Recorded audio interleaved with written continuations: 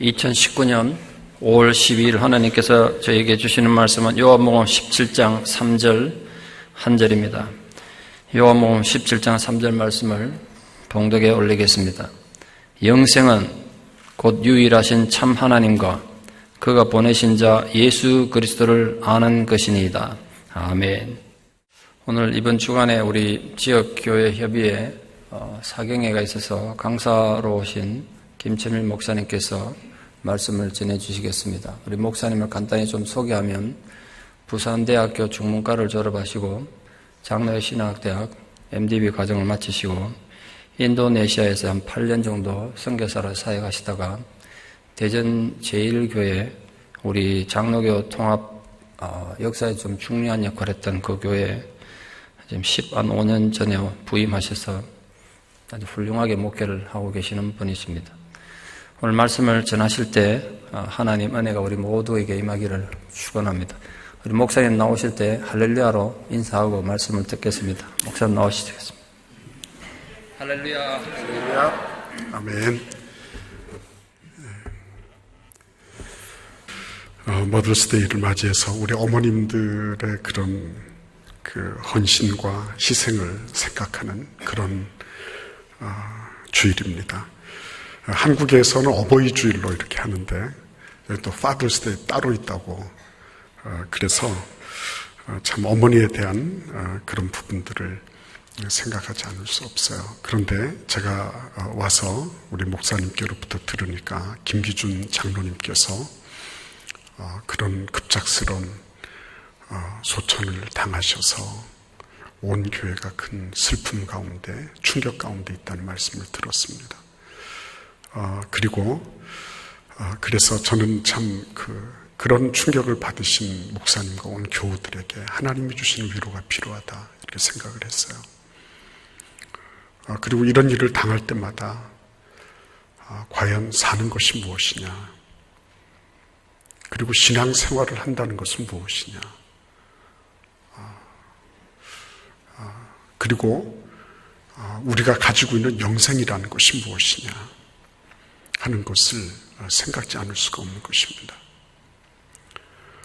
오늘 다시 한번 모든 유족들께 깊은 위로의 말씀을 드리고, 그럼에도 불구하고 부활하고 승천하셔서 지금도 우리를 다스리고 계시는 전능하신 주 예수님을 통해서 굳건한 믿음 가운데 서는 그런 우리 세크라멘토 한인 장로교회가 되기를 간절히 기원합니다. 오늘 이 말씀을 통해서 특별히 우리 찬양대 귀한 찬양 하나님께 올려주셨어요. 어머님에 대한 그런 귀한 곡조인데 우리 하나님께서, 그렇죠, 이 자리에는 어머님이 살아계신 분도 계시지만 하늘나라 가신 분도 계시잖아요. 그렇죠? 우리가 하늘나라에서 어머님 배웠을 때 어떤 모습으로 뵙게 될지도 또 생각해보는 그런 시간 갖기를 바랍니다. 오늘 우리는 이 한 구절의 말씀, 영생은 유일하신 하나님과 그의 보내신 자 예수 그리스도를 아는 것입니다 하는 한 말씀을 가지고 영생을 살고 계십니까? 말이 좀 이상하죠? 영생은 얻는다 그랬잖아요. 그죠? 그래서 우리는 흔히 생각하기를 영생은 하늘나라 가서, 천국 가서 내가 죽어서 얻는 것이다, 이렇게 생각하는 경향이 있어요. 그 말은 맞기도 하지만 틀리기도 해요. 오늘 그 부분을 같이 생각하고자 합니다. 어떤 분은 그런 얘기를 하셨어요. 영생이라고 하는 거는 천국에 가서 무한한 시간을 그냥 사는 것이기 때문에 너무 천국 생활이 지겨울 거다. 생명수 실과를 먹는 것도 하루 이틀이지, 그거 날마다 먹고, 그리고 생명수 강가를 거니는 것도 그것도 하루 이틀이지, 그거를 영원한 시간 동안 그렇게 산다고 하는 거는, 그거는 너무 지겨울 것 같다. 찬송도 마찬가지다. 뭐 이렇게 얘기하시는 분이 있어요. 그 말이 맞습니까, 여러분? 천국 가면 그렇게 지겨울까요? 뭘 몰라서 그러시는 거예요. 우리의 관점으로 천국을 보고 영생을 보니까 그렇게 밖에는 생각하지 못하는 거예요. 아인슈타인이 그랬죠. 똑같은 시간이지만 내가 느끼는 거는 다른 거예요. 그렇죠? 제가 우리 집사람하고 연애를 했을 때를 말씀드린다면 여러분께는 누가 될지 모르겠습니다. 그렇지만 이 자리에 계신 분들 가운데 연애 시절을 한번 떠올려 보시기를 바랍니다. 잠시 만나가지고서 잠시 얘기했는데 몇 시간 지나간 거, 그거 여러분 느끼셨어요? 못 느끼셨어요? 느끼셨죠? 여러분들은 굉장히 점잖으시네요. 저는 우리 교회만 충청도라서 별로 반응이 없는 줄 알았는데 여러분들도 거의 못지않게 아주 솔직하시기를 바랍니다. 그 연애하면서 잠시 만났어요. 저는 한 5분, 10분 지난 것 같은데 그때 벌써 몇 시간 지났어요. 저희는 제가 장로의 신학대학을 다니고 있을 때 우리 집사람 만났습니다. 만났는데 그 추운 겨울에 장로의 신학대학 앞에는 별반 그럴 데가 없어요. 그래서 사람들 눈이 많잖아요. 그러니까 저 건대 쪽에 화양리에 가서 거기에 카페에 가서 앉아서 얘기를 했어요. 그런데 그 얘기를 할 때 보면 그 별 얘기 아니에요. 별 얘기 아니고 그냥 사는 얘기예요. 그런데도 불구하고 금세 12시가 지나는 거예요. 얼마나 시간이 빨리 가는지. 근데 여러분, 정말 이렇게 좀 거북스러운 사람들하고 함께 있으면 어떻죠? 밥이 넘어가도 안 넘어가. 밥이 넘어가지만 넘어가는 게 아니잖아요. 가서 어디에 가서 딱딱 걸리잖아요. 그죠? 한 5분 정도 이렇게 지나는 것 같은데 5분이 뭐예요? 진짜 오랜 시간이 지나간 것 같은데 시간 보면 정말 지나지 않았어요. 힘든 거예요, 그게. 그러니까 이게 시간이라고 하는 것이 그만큼 주관적이라는 거죠. 시간이라는 거. 내가 느끼는 것은 그만큼 주관적이라는 거예요. 근데 여러분, 성경 베드로서 3장 8절 말씀해 보시면 베드로 사도는 이런 현상을 다음과 같이 설명하고 있어요. 사랑하는 자들아, 죽게는 하루가 1000년 같고 1000년이 하루 같다는 이 한 가지를 잊지 말라. 이렇게 말씀하셨어요. 죽게는 하루가 1000년이다. 하루가 1000년이면 어떻게 되는 거예요? 하루를 통해서 이 1000년이라는 게 꼭 1년, 2년, 3년 이런 건 얘기를 하는 게 아니죠. 하루가 영원한 세월과 같은 영원한 시간, 그것에 필적하는 거예요. 그리고 1000년과 같은 시간도 하루 안으로 압축해서 들어올 수 있는 거예요. 하나님께는 이 모든 것이 무한한 확장성과 무한한 압축성을 가지고 계신 분이 하나님이시다. 이렇게 베드로 사도는 말하고 있는 거예요. 그러니까 여러분, 하루를 살아도 1000년을 사는 것처럼 살 수 있고요. 1000년을 살아도 하루를 사는 것처럼 살 수 있는 게 그게 하나님의 나라예요. 그러니까 무한한 질적 세계가 하나님의 나라라는 거예요. 우리가 생각하는 것처럼 물리적으로 똑딱똑딱 가서 1년, 2년, 3년, 4년 지나가서 말 그대로 영겁의 세월을 지냈다. 그런 정도로 얘기하는 거 아니에요. 1000만 년, 10,000만 년이 지나가도 그 시간이 정말 눈 깜짝할 새에 지나간 것 같은 거죠. 우리의 시간적인 차원에서 얘기를 하면. 그게 하나님 나라예요. 여러분이 빅 히스토리라는 말을 들어보셨을 거예요. 데이비드 크리스천이라고 하는 호주의 학자인데, 이 데이비드 크리스천이, 이름은 크리스천인데 이 사람이 진화론자예요. 근데 저는 그 사람의 얘기를 다 믿거나 그러지는 않습니다. 그러나 한 가지 제가 눈여겨봤던 게 있어요. 온 우주가 생성이 돼서 지금까지 오는데 137억 년이 걸렸다는 거예요. 그리고 인류가 생성된 지가 20만 년이 됐다는 거예요. 근데 그 137억 년을 24시간으로 환산을 해보면 인류가 출현한 게 불과 1초에 지나지 않는다는 것입니다. 그 빅 히스토리에 의하면, 그 사람이 주장하는 것에 의하면 인류가 출현하는 것은 전체 24시간에 불과 1초에 지나지 않는 그런 짧은 시간이라는 거예요. 이 사람이 진화론자지만 그래, 제대로 본 게 있구나. 인간이 별스럽지 않다는 거. 인간이 지니고 인간이 가지고 있는 그 세계라고 하는 게 그닥 그렇게 대단한 것이 될 수 없다는 거. 전체 86,400초 가운데서 인간이 누릴 수 있는 것, 그게 불과 1초밖에 되지 않는데 그 1초에 지나지 않는 인간이 온 우주 만물을 다 경륜하는 것처럼, 자기가 모든 것을 다 아는 것처럼, 자기에게 모든 지혜와 모든 능력이 다 있어서 모든 것을 다 통제할 수 있는 것처럼 덤벼드는 게, 그게 교만한 거다. 그러니까 진화론을 하면서도 제대로 하게 되면, 그러면 겸손해질 수밖에 없겠다, 이런 생각을 하게 된 거예요. 여러분, 그 작디 작은 1초짜리 인간이 어떻게 전체 137억 년, 그 24시간 전체를 알 수가 있겠습니까? 그러니까 우리가 영생에 대한 개념을 가지는 것 자체가, 그게 내가 봐서 그냥 천국에 가서 그냥 지금의 이런 인간 세상이 사는 것과 같은, 인간 세상에서의 삶을 그대로 연장해 놓은 것 같은 그런 삶을 산다고 생각한다면 얼마나 그게 답답하고 어려울까 하는 거예요. 질적인 것입니다. 오늘 이 말씀을 다시 한번 살펴볼 수 있기를 바랍니다. 우리 같이 한번 우리 요한복음 17장 3절을 펼치시고요, 다시 한번 이 말씀을 읽겠습니다. 영생은 곧 유일하신 참 하나님과 그가 보내신 자 예수 그리스도를 아는 것입니다. 여기에서 중요한 건 영생은 시간 개념이 아니다라고 말씀하시고 있는 거예요. 우리가 가지고 있는 기본적인 그 시간의 연장선이 계속 끊임없이 이어지는 것이 영생이라고 생각하는 것에 대해서 No, 이렇게 말씀하고 계신 것입니다. 그뿐만 아니라 여러분, 또 이 말씀은 우리의 영생에 대한 잘못된 생각들을 교정해 주고 계신데, 그것은 내가 지금 알고 있는 몇 가지 구원에 대한 확신에 대한 구절들, 그죠? 구원에 대한 확신. 나 구원에 대한 확신이 있어요. 그죠? 내가 언제 죽어도 나는 하늘나라 갈 수 있어요. 이런 분들이 있습니다. 그런데 사는 거 보면 엉망이에요.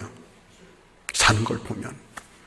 나는 확신이 있어요. 근데 그분을 보면서 저분이 천국 갈 분이라는 그런 확신이 안 들어요. 이상하게도. 자기는 확신이 있다 그러는데. 이런 분들은 뭐죠? 하나님의 말씀에 대해서 지적으로만 동의를 한 거예요. 그리고 성경이 그렇게 말씀하고 있으니까 난 믿는다고 생각해요. 맞아요. 그런 분들도 천국 가시게 될 거예요. 그러나 중요한 거는 그럼에도 불구하고 그분이 지금 영생을 누리고 있는가 하는 거예요. 여러분, 생각해 보시기를 바랍니다. 영생이 내가 죽고 난 다음에만 누리고 지금 현재를 내가 지옥같이 산다면 그게 과연 하나님이 주시는 선물이라고 말할 수 있겠어요? 내가 지금 신앙생활하는 게, 교회 생활하는 게 지옥인데, 내가 가정생활이 지옥인데 내가 죽고 나서 천국 간다. 그게 여러분 위로가 되십니까? 하나님이 그걸 위해서 너희는 그냥 이 세상에서 아주 그냥 아무렇게나 막 살아도 괜찮아. 근데 천국에만 오면 돼. 그래서 하나님이 우리에게 라이선스 발급해 주신 겁니까? 그거 하려고 예수님이 오셨을까요? 예수님이 천국이 가까웠다고 말씀하시며 너희 가운데 천국이 있다고 말씀하실 때 그 말씀이 무엇을 의미하는 것이겠습니까? 그러니까 여러분, 영생을 저 탄에 저 어떤 곳에서 있는 것으로 그렇게 생각하는 것, 그거 잘못된 것이라는 것입니다. 영생은 오늘 말씀해 보시니까 유일하신 참 하나님과 그가 보내신 자 예수 그리스도를 아는 것입니다. 그랬어요. 안다라고 하는 말, 기노스코죠. 그런데 다른 헬라어 단어도 있어요. 아이스타노마이, 이 말도 안다는 말이에요.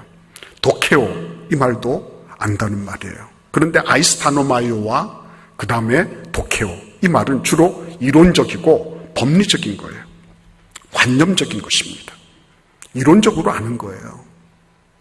그런데 놀랍게도 이 기노스코라고 하는 말은 주관적이며 체험적인 그런 것을 의미한다는 말입니다. 여러분들이 다 아시죠? 안다. 체험적으로 아는 거예요. 그런데 중요한 거는 주관적으로 아는 것입니다.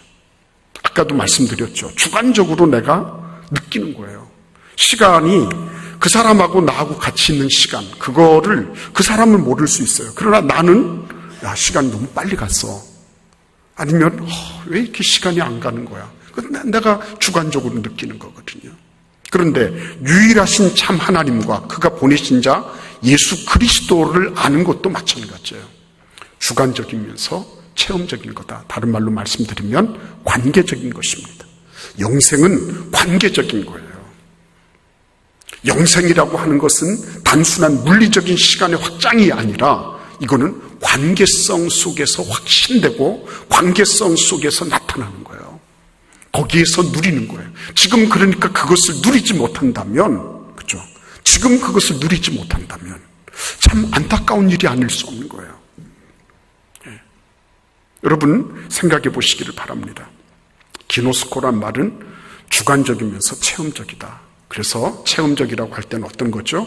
내가 그 대상하고 친밀한 관계를 맺는 거예요. 그래서 그를 알아가는 것입니다. 그죠? 그를 알아가는 거예요. 친밀한 관계를 맺다 보니까 그를 알게 됐어요. 그를 알게 되다 보니까 어떻게 됐죠? 그에 대해서 더 많이 내가 함께 할 수 있는 여지가, 참여할 수 있는 여지가 더 많아졌어요. 그죠? 영생이라고 하는 것은 유일하신 참 하나님과 그가 보내신 자 예수 그리스도를 지노스코 하는 것이다. 체험적으로 아는 것이다. 그 체험적으로 아는 것이라고 하는 것은 서로의 상호적인 관계를 통해서 나타나는 것이다 하는 거예요. 그런데 주관적이라는 것은 또 이런 거죠. 이런 측면이 있어요. 그러면 주관적이라는 건 뭐죠? 내가 느끼는 거란 말이에요. 이를 알아도 나는 다 안다고 생각할 수 있는 거예요. 희한한 일이에요. 예. 사실은 100을 알아도 나는 아직 모릅니다. 그렇죠? 어거스틴이 지중해를 거니면서 삼위일체를 생각하고 있을 때 그때 어린아이 하나가 바켓스 같은 데다가 물을 담고 있었죠. 그래, 네가 뭘 하니? 그러니까 나는 이 지중해 물을 여기 다 담으려고 합니다. 그래서 그때 깨달았다 그랬잖아요. 엄청난 무엇을 내가 하려고 하는 거. 그런데 그게 사실은 주관적으로 자기가 느끼는 거예요. 그러니까 교회를 다니면서 신앙생활을 하면서도 나는 1만큼 알고 있는데 나 100만큼 알고 있어. 이렇게 생각할 수도 있고요. 100만큼 알고 있지만 나는 아직도 1에도 미치지 못할 정도로 더 많이 알아야 됩니다. 그러면서 갈급해하고 더 사모하는 그런 분도 있을 수 있는 거예요. 이게 다른 거예요. 그러니까 기노스코가 가지는 그 단어의 의미와 의미의 폭과 깊이라고 하는 건 이루 말할 수 없는 겁니다. 내가 똑같이 신앙생활을 했어요. 그럼에도 불구하고 내가 지금 하고 있는, 내가 지금 알고 있는 예수님, 내가 지금 하나님을 체험한 그 정도, 이거는 천층 만층 구만층이 될 수 있다는 거예요. 획일화돼서 딱 찍어서 말할 수 없는 것입니다. 그러나 중요한 거는 이 기노스코가 이 주관적이면서도 체험적이고, 그래서 이것은 관계를 통해서 우리들에게 나타내지는 것이다 하는 거, 그거를 여러분들이 깊이 각인하고 계시는 게 필요해요. 왜냐하면요, 이게 영생이라고 하는 것이 단순하게 구원의 확신 몇 구절 알아가지고 그 구절 외운다고 해서 내가 천국 간다. 예. 그런 굉장히 위험스러운 그런 생각들. 예. 내가 단지 머리로 내가 예수님을 알고 있으니까 내가 알고 있다. 그거 아니라는 거예요. 관계적이라고 하는 거, 체험적이라고 하는 것은 뭐죠? 머리로부터 손과 발이 다 동원된 거예요. 전인적인 거예요. 통전적인 거예요. 총체적인 거예요. 예, 총체적인 겁니다. 그 영생을 누리고 있습니까? 지금도 영생을 살고 있습니까? 이렇게 질문을 던진다면 그분은 지금 뭘 하고 있는 겁니까? 몸 전체를, 내 삶 전체를 통해서 예수 그리스도를 지금 체험하고 경험하고 있다고 하는 사실인 것입니다. 여러분, 자꾸 제가 이 말씀을 반복해서 드리는 이유는 한국 교회가 또 그리스도인들 가운데 대부분이 나는 영생을 가지고 있기 때문에 삶을 아무렇게나 살아도 된다라고 생각하는 그런 경향성이 많기 때문입니다. 그리고 실제적으로 우리 주변을 돌아보더라도 저분은 구원의 확신을 가지고 있다고 하지만 어떻게 저렇게 살 수 있을까? 머리를 갸웃거리게 만드는 그런 참 안타까운 현실들을 우리가 보고 있기 때문입니다. 이유가 어디 있느냐? 그의 구원관, 그의 영생관, 그가 가지고 있는 하나님에 대한 지식이 이게 문제라고 하는 것입니다. 그래서 여러분, 영생에 대한 이런 부분들에 대해서 우리가 생각해 볼 필요가 있습니다. 우리 이런 거죠. 만약의 경우에 여러분들 내가 예수 믿다가 그냥 이렇게 갑자기 비명의 횡사를 했습니다. 그러면 그 삶은 불행한 걸까요? 아니면 그 삶은 천국에 갔으니까 다행이라고 얘기를 할까요? 어떻게 여러분 얘기하겠습니까? 나가사키에 가면 순교자 언덕이라고 있어요. 그 순교자 언덕에 26인의 순교자의 그 동판이 이렇게 새겨져 있습니다.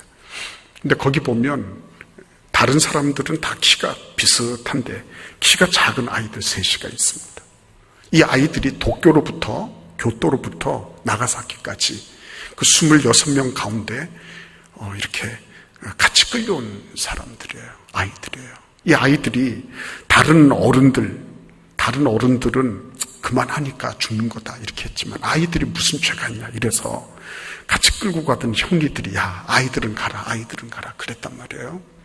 근데 이 아이들이 끝까지 자기들이 같이 가겠다고 그랬어요. 그럼 마지막까지 걔네들이 이렇게 형틀이 없었어요. 걔네들에 대한 형틀이. 근데 그 중에 꼬마 하나가 그 형리를 붙잡고 내 십자가가 어디 있냐고. 그래서 어쩔 수 없이 걔를 십자가형에 처했다는 거 아니에요. 예. 근데 여러분 그런 얘기들을 이렇게 들어보시면 야 이게 뭐야 이게 지금.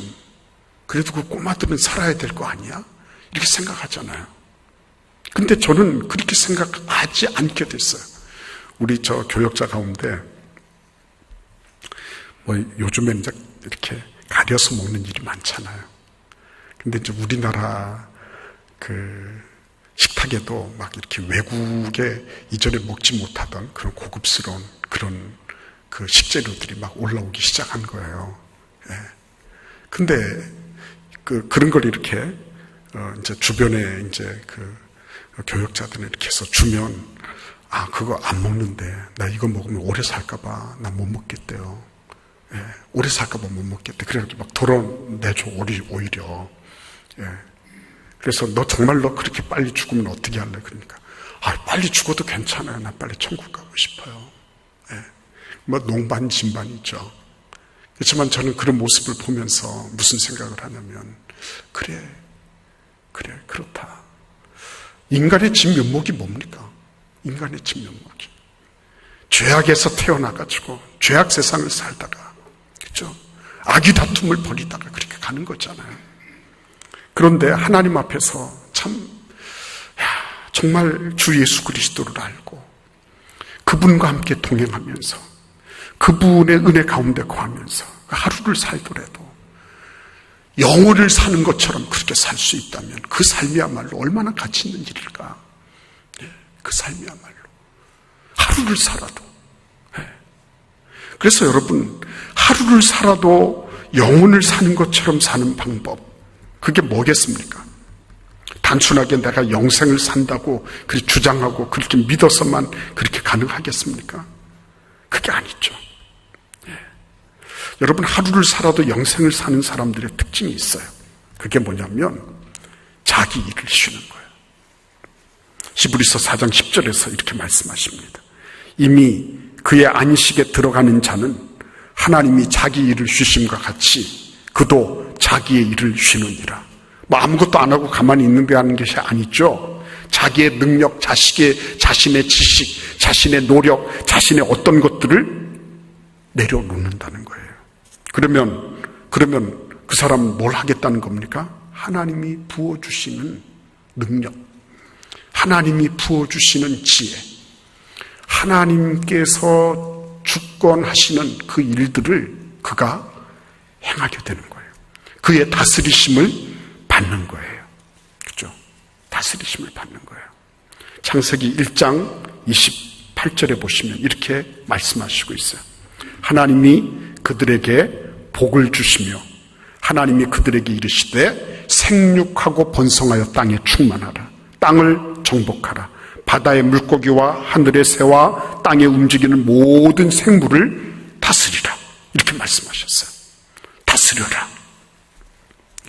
근데 이 다스림을 죄로 말미암아 사단에게 양도해 줬어요. 그래서 모든 악한 것, 모든 욕망, 모든 더러운 것, 추악한 것들, 사단의 그 사망으로 이끄는 그런 권세에 의해서 인간이 그렇게 살아왔어요. 근데 주님께서 어떻게 하십니까? 예수 그리스도의 십자가로 말미암아 이 모든 죄악의 문제를 다 해결해 주시고, 우리가 정말 이제부터는 주 예수 그리스도와 함께 동행하고 그분과 교제하며 살아가는 하나님의 자녀의 권세를 주신 것입니다.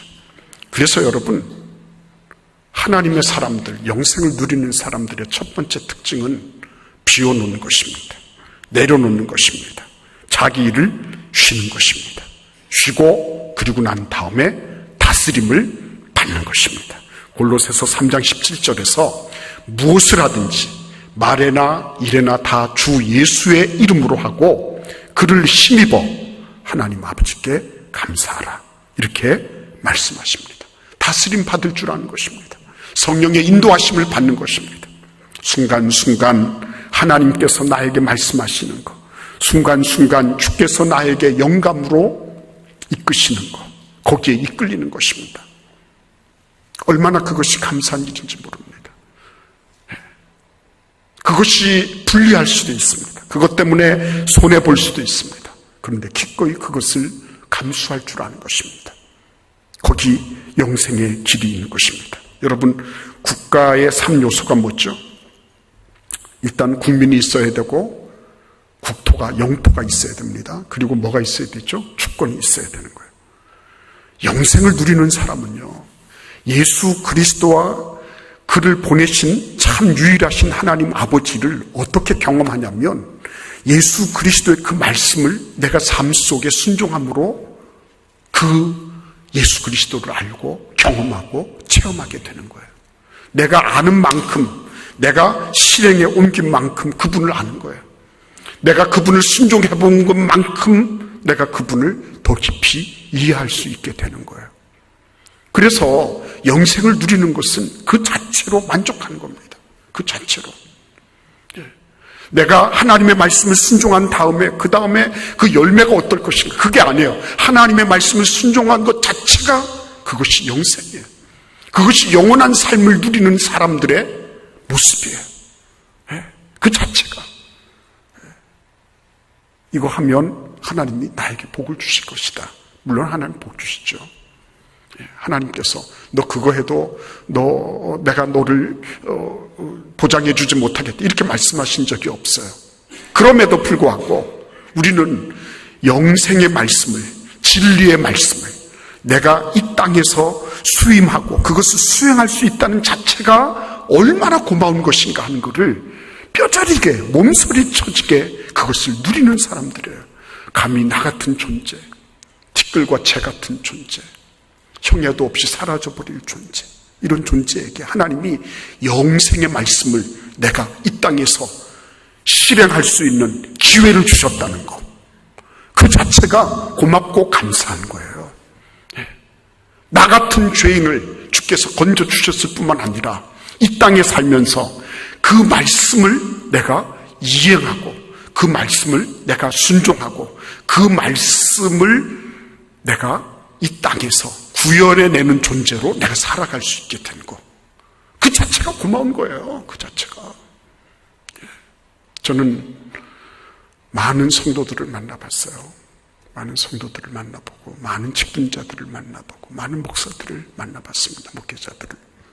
근데 정말 영생을 사시는 분들, 영생 사시는 분들, 천국 가는 것에만 급급한 것이 아니라 천국을 만드는 분들, 그분들의 특징은 다스림을 받고 다스리고 있었어요. 자기 감정을 다스리고 생각을 다스리고 입술을 다스리고 자신의 그 모든 환경에 대해서 하나님이 주시는 다스릴 수 있는 권세, 그거를 발휘하고 있었어요. 겸손하게 섬기면서 그런 일들을 하고 있었어요. 그분들이 지금 영생을 살아가고 있는 분들이더라고요. 그분들이 계신 곳이 천국이더라고요. 그분들이 계신 곳이 말썽 많고 어려움 많고 갈등과 다툼이 있는 곳에서 그런 분들이 진짜 천국을 형성하는 분들이더라고요. 여러분들은 영생을 살아가고 계십니까? 여러분은 다스림을 받으시면서 다스리고 계십니까? 하나님께서 여러분과 저의 삶 속에서 지금도 말씀하시는 게 그것입니다. 죽고 나서 영생 말하지 마라. 지금 여기에서 영생은 시작돼야 되고 지금 여기에서 영생이 누려져야 된다. 그러려고 하면 하나님께서 우리에게 말씀하시는 거예요.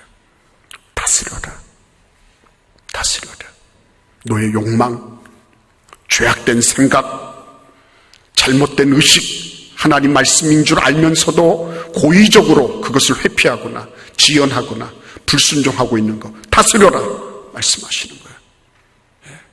그러면서 주의 다스리심을 받아갈 때 그때 정말 하나님이 주시는 그런 영생을 지금도 누리는 거예요. 그럼 뭐 언제든지 괜찮아요. 언제든지 괜찮아요. 하나님이 오라 하실 때 그냥 가면 돼요. 뭐 대단한 걸 놓고 가겠습니까? 얼마나 뭘 쟁여놔야지 후회 없이 간다고 얘기할 수 있겠어요. 오늘 주님 앞에 나오신 우리 사랑하는 세크라멘토 한인 장로교회 여러분 한 분 한 분의 마음속에 영생을 살아가는 매일 매 순간이 영생이죠. 매일 매 순간이. 그래서 그 시간을 하나 이렇게 딱 떼서 단면을 딱 조사해 보면 이거는 무한한 질적인 시간들. 그렇죠? 예수 그리스도의 다스리심을 받고 그 다스리심을 통해서 내가 다스려가는 그 시간은 무한한 질적인 차이를 나타내는 그런 영생의 시간이었구나. 그렇죠? 제가 인도네시아에 있을 때 1999년도에 벌써 20년이 다 됐네요. 말루쿠 지역이라는 데가 있어요. 말루쿠 지역에 그 이슬람들이 그곳이 안본을 위시해서 이슬람들이 적은 곳이었어요. 그곳은 원래 기독교 주였단 말이에요. 근데 인도네시아 정부에서 트랜스 이미그라시 정책이라 그래서 이 무슬림 이민들을 그곳에 많이 보냈습니다. 무슬림들은 원래 자기들이 수가 적으면 잠잠해요. 평화주의자들이에요. 근데 자기들 쪽수가 커지면 돌변하는 거예요. 이들이 인구가 많아졌어요. 그러다 보니까 이 사람들이 기독교주와 기독교 마을하고 계속 트러블을 일으키다가 마침내는 일거에 습격을 해서 수많은 사람들이 죽어나가게 됐어요. 기독교인들이. 그리고 그곳에 온 군인들도 전부 다 무슬림들이에요. 그러니까 군인들이 치안을 위해서 온 게 아니라 기독교인들을 도살하기 위해서 온 거예요. 수많은 사람들이 죽어가는데 제가 그때 안본에서 도망쳐 나온 피신해서 온 그런 어떤 여전도사님을 만나게 됐어요. 만나게 됐는데 자기가 수많은 기독교인들이 자기 웅덩이를 파고 그곳에 들어가서 자기 무덤에서 이렇게 자기 무덤에 다 퐁당퐁당 다 들어가서 이제 이 무슬림 군인들이 기관총을 발사해서 다 죽일 그런 채비였어요. 그런데 그 중에 무슬림 군사 하나가 어떤 그리스도인 하나를 끄집어내고 자기가 그 자리에 들어가는 거예요. 그래서 그 지휘관이 발사 명령을 내리려다가 중지시키고 야 너 나와. 너 왜 갑자기 너가 미쳤냐. 왜 그 자리에 왜 들어가. 너 죽는 거야. 나와. 이랬어요. 그랬더니 그 무슬림 군인이 하는 말이 나 안 나간다고. 안 나간다고. 왜 그러냐 그러니까 그 사람이 그러더래요. 그 살아서 나온 생존자 가운데 한 사람이 그러더래요. 여기 주변에 천사들이 그 순교자들 주변에 앞으로 순교당할 분들이죠. 누구나 다 알라를 인정하면 그러면 거기 다 나올 수 있어요. 근데 그 사람들은 끝까지 알라가 유일한 사도고 그 모하메시 그가 보낸 유일한 사도고 알라가 유일한 신이다 하는 것을 인정을 하지 않았던 사람들이 그곳에 다 이제 죽기 마련이에요. 근데 그 와중에 이 사람이 들어가서 하는 말이 그 순교자들 주변에 수많은 천사들이 와서 날개를 펄럭이면서 그들을 응원하고 있다는 거예요. 자기가 그 모습을 보니까 너무 부러워서 나도 그렇게 하고 싶다는 거예요. 나도 그렇게 하고 싶다. 그래서 결국은 끄집어내려고 하다가 못 빼내가지고 결국은 그 병사도 거기서 죽어갔다. 이런 얘기였어요. 전 그 얘기를 너무 생생하게 들었어요. 생생하게 들어서 그래. 그 무슬림 군인이 그 전에 어떤 배경을 가지고 있는지 모르지만 그러나 그 무슬림 군인이 정말 그 천사들이 그 날개를 펄럭이면서 그 순교자들의 그 영혼을 받아서 올라가는 그런 장면을 그가 목도하고 그리고는 자기도 말로만 들었던 예수 그리스도를 인정하고 고백하면서 그렇게 죽었을 것 아닌가. 여러분, 순간이고 찰나지만요, 영생이 있는 거예요. 우리가 오랫동안 물리적으로만 많이 있는 것이 영생이 아니라 우리의 삶 속에 예수 그리스도를 아는 것, 그래서 그분을 체험하며 사는 것, 그분의 다스림 속에서 다스리며 살아갈 때 하나님이 주시는 풍성한 열매, 내가 지금도 영생을 살고 있구나, 뿌듯한 자긍심, 감사, 기쁨, 평안 누리게 될 것입니다. 여러분, 그런 영생을 누리고 사시는 매일매일이 되시기를 기원합니다. 기도드리겠습니다. 주님, 영원한 생명 주신 것을 감사합니다. 매일 매순간 영생을 누리며 살아가게 하여 주옵소서. 예수님의 이름으로 감사하며 기도하옵나이다. 아멘.